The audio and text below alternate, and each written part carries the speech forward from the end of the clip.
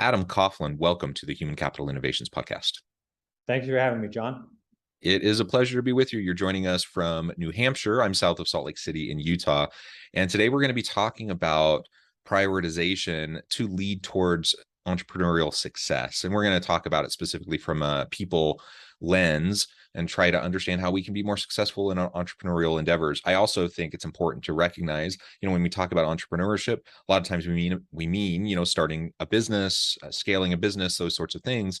But I'm also a believer that all of us can be entrepreneurs in our mindset, in the way we approach our work. So even if we find ourselves in more of a corporate gig, we can still be entrepreneurs and promote ideas and build initiatives and things within our sphere of influence within the organization we might find ourselves. So I'm excited to have a nice conversation with Adam today. Before we get started, I wanted to share Adam's bio with everybody. Adam Coughlin is co-founder, CMO, and managing partner at York IE, where he leads the company's marketing efforts and its advisory services practice. Adam works with startups on foundational messaging, content and communications, go-to-market strategy, and corporate storytelling. He also helps entrepreneurs find their voice and personal brand, which is integral in today's digital marketplace. What a fantastic background. Again, a pleasure to have you. Anything else you would like to share with listeners by way of your background or personal context before we dive on in? No, I would just add that my journey to startup life is, not a rocket ship. As a young man, I tried a bunch of different things. Lived in Beijing, lived in Italy, worked as a reporter, worked as a teacher, and found that all of those experiences ended up being very beneficial in the long run. In the gig that I have now. Yeah, and I've said this before with other guests on the podcast, but it really is true that most people, not everyone, some people kind of have a direct linear line in their career progression, but most people tend to have a bit of a zigzag as they're trying to figure themselves out, figure out their competencies, capabilities, their talents, their likes, their dislikes, all that stuff. And then sometimes it's just life stage. Sometimes it's just the opportunities that present themselves to us. And so I think many of us, I'm the same way. I've kind of been all over the place in terms of different things I've done in my life. There's kind of common threads that kind of weave through everything, but I've done and tried lots of different things. And I really like that. Perhaps that, in part suits my personality, because I perhaps get bored if I'm doing, the same exact thing for too long. But I do think people have to discover what works for them. And there's usually not, a one size fits all kind of prescribed approach that's going to work for people as they're trying to build their career. So we just have to be flexible enough. And I think the difficult part of the world that we live in today, is that everybody else's life and decisions are so in your face, and it can be very easy to compare yourself, right? As I mentioned, I spent 2 years living abroad, and when we're talking about the people perspective, just exposure to different cultures, being alone in a foreign land and having to ask yourself the really difficult questions, right? These were life-changing experiences that when I returned to New Hampshire, nobody gave a crap about. And I looked at my friends, at their careers, and they seemed so much further along. And I began to almost feel like, hey, did I waste time, right? And feel bad about my decisions. And then I realized that, no, actually, those experiences didn't put me behind. They allowed me to accelerate, right? Because of having done those things. And so, you know what I mean? But in the moment, it can be really easy and to regret those things, but they're actually very helpful. Yeah, that's a really good point. And the comparison trap that we tend to fall into, and it's not just the traditional keeping up with the Joneses kind of mentality, though that certainly can be a problem. But like you said, just in terms of career progression, if we look to previous generations, we look to our parents, for example, and what they did, great, that can inform us, that can give us insights and perhaps set us on a really great path. But we're not replicating anyone else's life. So just because it worked for someone else doesn't mean it's going to work for us.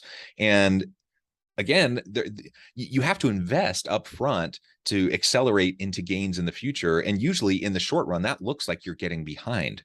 Yep. I worked all through all of my schooling, but man, I'm a professor. I went through, got 2 master's degrees and a PhD.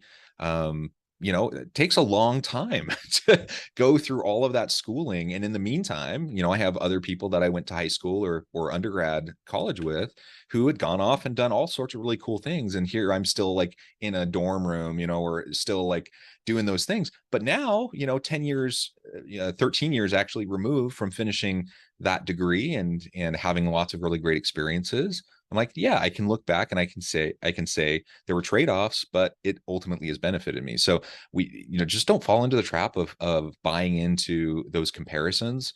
Be comfortable with yourself and who you are. And I think as an entrepreneur, that's something you just have to learn to do, because it's just so hard. It's such a long, hard slog. And when you're trying to spin something up, again, whether you're an entrepreneur in the traditional sense, starting a business, or even if you're just entrepreneurial in your mindset and you're within an organization trying to, bootstrap a new initiative or something, it just takes a lot to get those things going. It takes a lot of emotional investment, and certainly the time commitment and everything like that. And there's going to be naysayers along the way, and there's going to be lots of people that are going to, you're going to question yourself, and you have to have that resilience to be able to say, you know what, I don't care what other people say. I'm going to keep pushing because I believe in this thing, whatever it is you're doing. And we just have to do that.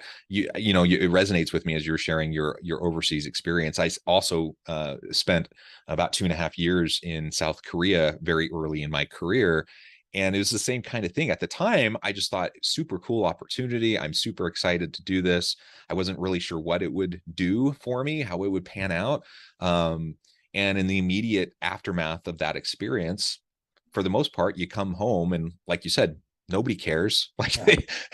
And in fact, people get annoyed really quick if you even want to talk about it, because they don't even relate to it. And so nobody cares, and you just get on with your life. But pretty soon, within a few years, I'm starting to see companies being really interested in me that they would never have even looked at me had I not had that experience. But now I have, and I've been able to build on it and leverage it.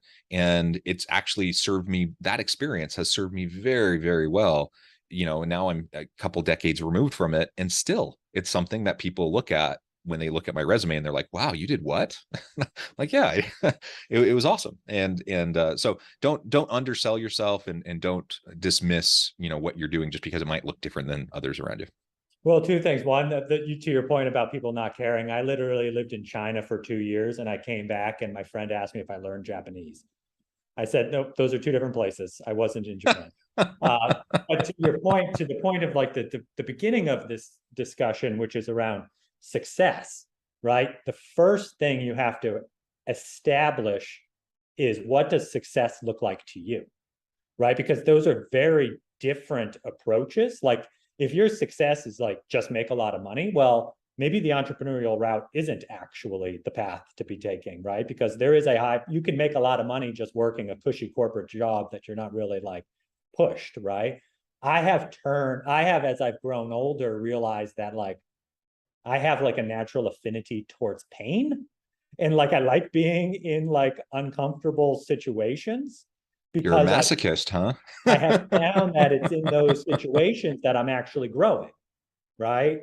Like at HRCI, like a couple of years ago, like I called my brother and I said, hey man, I must be doing something wrong, because I am just facing a new problem like every single day, and they are coming from every direction. And he said, stop looking at them as problems and look at them as milestones of your growth.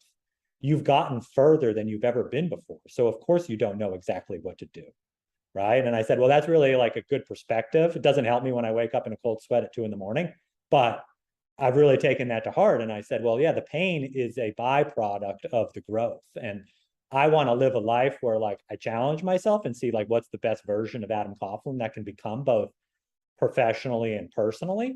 And for me, that has been the startup journey, because it's just unprecedented, the challenges that are faced. Yeah, I like the framing around growth. Again, life is messy, it's complex, it's hard. Everyone lives a hard life. Even people with tremendous privilege still have their challenges. Everyone has their things that they're dealing with. And so life is hard. And let's not forget that, and let's just focus on the growth opportunities when we face the hard things. And certainly the entrepreneurial endeavor is a hard thing. Career development is a hard thing. Just learning about ourselves and learning who we are, what drives us, what our priorities are. That's a hard thing. That takes people a long time sometimes. And you think about midlife crises that people have. Now that's just the phrase. You don't have to be midlife to have that crisis.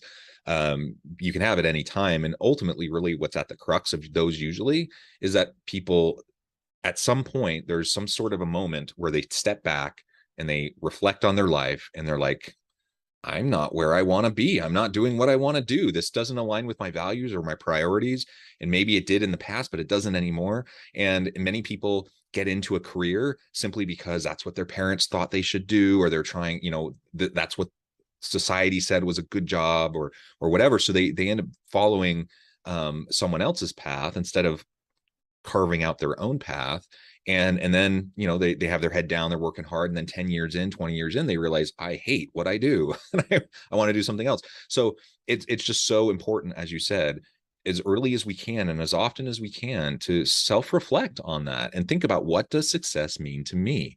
If I'm successful in my life, does that mean lots of money, power, and influence? Maybe. And for some people, that's what they value most, and that's fine. It doesn't mean, family, friends, doesn't mean career growth and learning. There's like so many different things it could be. So what is success for you? What are your priorities? How do you prioritize the different types of outcomes? Because I could value all those things I just mentioned, but for me, I'm a professor. I chose to go through like ridiculous amounts of school, now only to have a job that keeps me comfortably paid, but it's not like I'm ever going to get rich off of it. And that was a choice because I valued the lifestyle, I valued the flexibility and the autonomy, because I valued the time with my family. Those things, those were my top priorities. And so I had to recognize that, and I had to build a life towards that. Otherwise, I would find myself in a situation where I wasn't happy or fulfilled or had an opportunity to live my best life. So again, that's me. Everyone is different. Everyone has a different kind of a way of framing their life. And I just mentioned my personal life, but it's not just personal life. It's same thing in your work, in your career. What work gives you meaning and purpose? What work gets you excited? Those are the types of things you want to try to build into the work that you do, the career that you develop for yourself. Well, and I think the exercise of asking that of yourself personally is so important, because it also makes you realize, okay, the way I answer that is different than the way somebody else will, right? And what we see a lot is like a lot of founders who start a company, many of them are subject matter experts in a particular industry, right? And they had like a problem, and then they wanted to solve it. And then they were like, oh, if I solve this problem, other people will want it, right? What they haven't done before is build a company. And that transition from like kick-ass individual contributor who can completely control sort of the work product and everything in their environment, to leader who has to influence and can't control, and has to rely on other people to take over responsibilities and understand what motivates those people and how do they get the best out of those people, can be a real stumbling block for first-time founders. And so I think that just awareness of like, okay, great, like this is how I work, this is how I'm motivated, this is how I find meaning. How does my team operate? And how do I, communicate that with them in a way that's going to resonate with them versus how I would communicate to myself, right? And those are often different. Yeah, they are often different. And again, you just got to pay attention to it and focus in on what matters for you, and don't get caught up in, what other people are doing.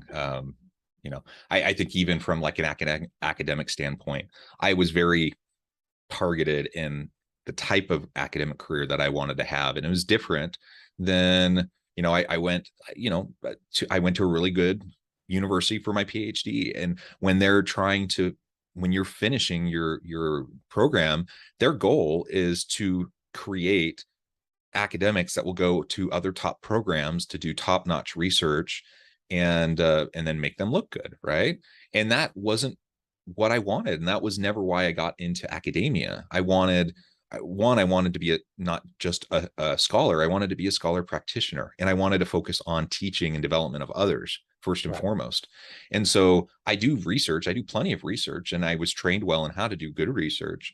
But that's not the priority. That's not the top focus of what I do. And so I went to a university that matched with my values and my priorities, and that gave me the autonomy and the flexibility to do consulting work and other practitioner focused leadership work on the side. And that's what brought me fulfillment. And man, when I made those decisions and started to build my career, the people at my university and the department, you know, and my advisors and my chairs and whatnot, they were not happy. They actually were quite upset that I would do something so dramatically out of step with what they wanted for me.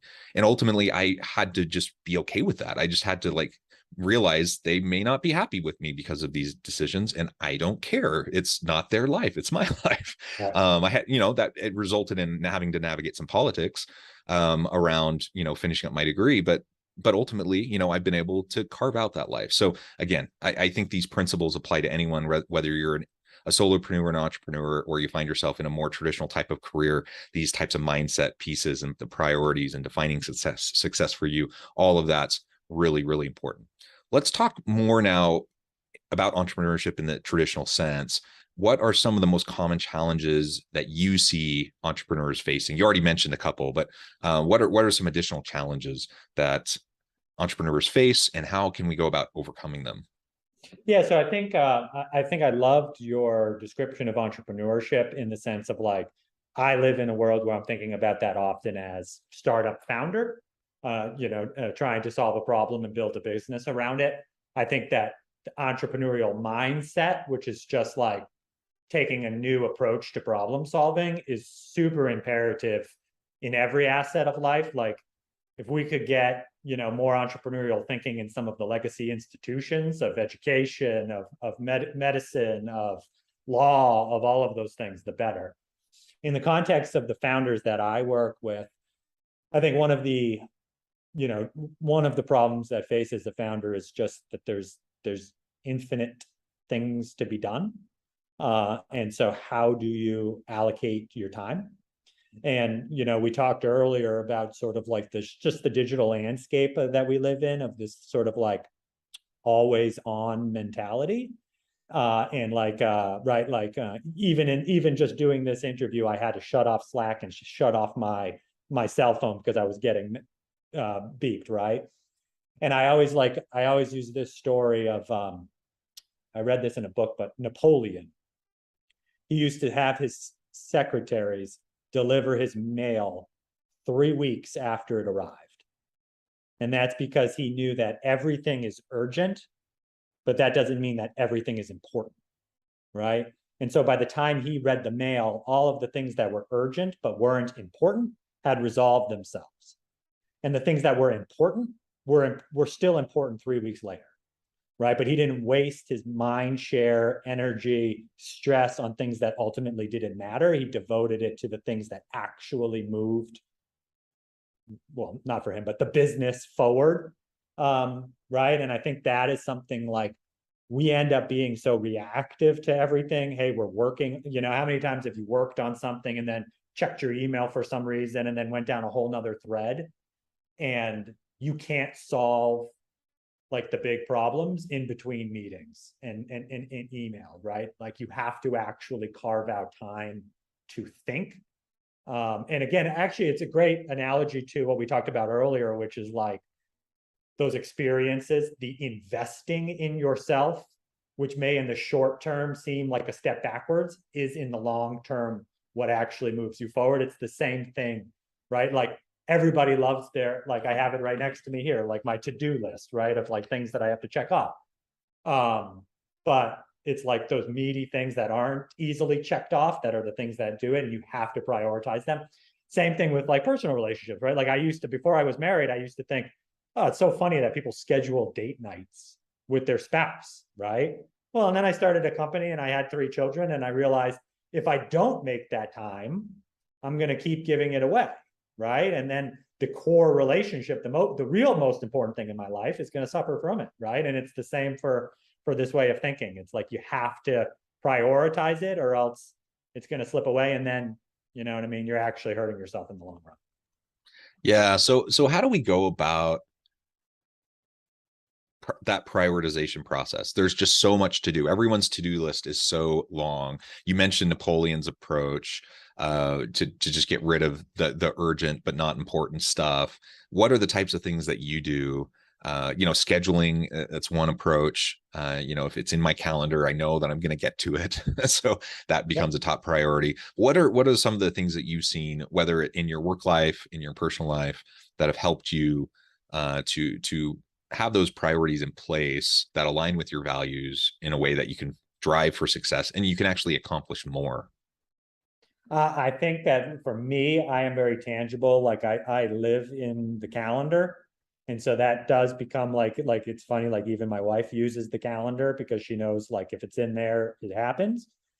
And it's easy to like, and it's just, so blocking the time in the calendar to be devoted to long-term strategic initiatives is crucial.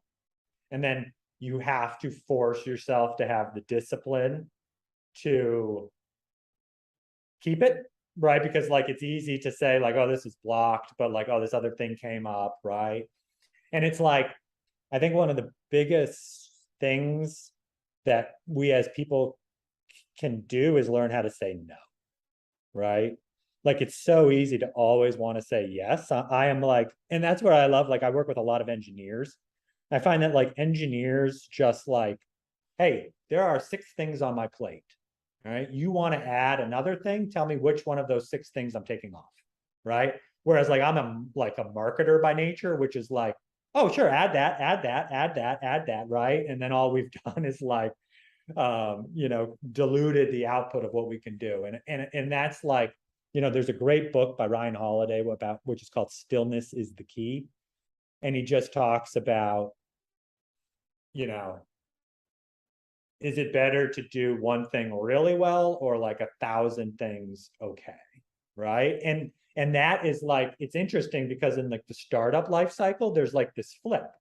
Like in the beginning, it's better to do 1,000 things okay, right? Like the minimal viable product, like get out the door, like, Gary Vaynerchuk says, like document, don't create, like just do stuff, right? But then that begins to flip, right? Like you got to like yell, and like I'm a big proponent in this like drumbeat marketing philosophy, which is just like take a message that you want to get across and then think about different ways that you can say the same thing and then just say it over and over and over again, because until you're sick of saying it, it resonates with anybody else, right?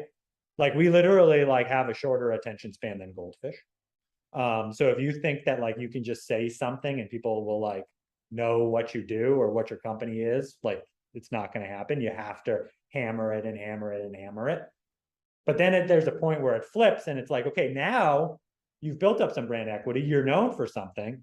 What are you saying? And that's when you want to flip to that, like, okay, maybe saying less is better, but saying something really important. And so it's just like having that understanding of that transition. So that's a bit of a diatribe, but I think blocking out the calendar, having the discipline, prioritizing and fighting for your time, right? Like people always use the analogy, like you wouldn't let somebody steal $50 from you. Well, if your time is actually more valuable, like don't let them steal an hour. And I think in doing that, like knowing, what are the things, and that's where like for me, being a parent has been really valuable, because like each day you wake up and you're like, wow, I have 10 things I need to do, but I can only do 3 of them.